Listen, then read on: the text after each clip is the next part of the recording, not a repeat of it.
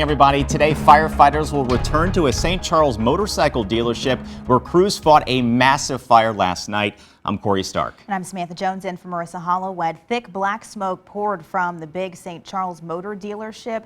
This is one of dozens of firefighters who helped put out the flames. Fuel, motorcycles, as well as parts made in the building made the situation a little tricky. And the dealership is located just north of Interstate 70 near Harry S. Truman Boulevard in St. Charles. And News 4's ALYSSA TOOMEY is there this morning. And ALYSSA, really describe some of the damage that you're seeing out there.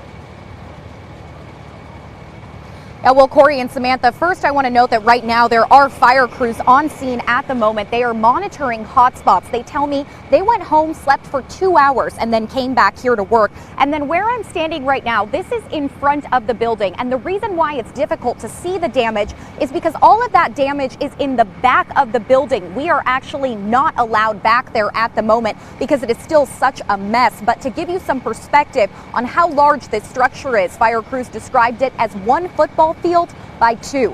So take a look here. You can see thick black smoke in this video. Fire officials say there were reports of smoke as far as 5 miles away. They say it was an extremely dangerous situation, both inside and outside the building. Inside because of all the fuel and motorcycle parts, and outside because of the heat.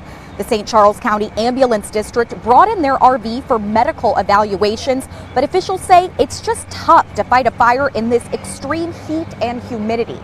That's a huge challenge for us this time of year. The initial crews that showed up on the scene immediately struck a second alarm, not just because of the size of the building, but because of the manpower that's needed to fight a structure fire like this in these kinds of conditions.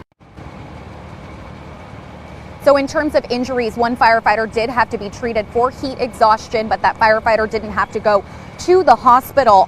Everyone inside the building here was also evacuated before fire crews arrived on scene. We are going to be launching Powerhouse Sky Zoom 4 as well. So coming up at 6 a.m., we're going to give you an aerial look at that damage and really a first look at it because it is difficult to see out here right now. Live in St. Charles this morning, ALYSSA TOOMEY, News 4. ALYSSA, thanks for the update.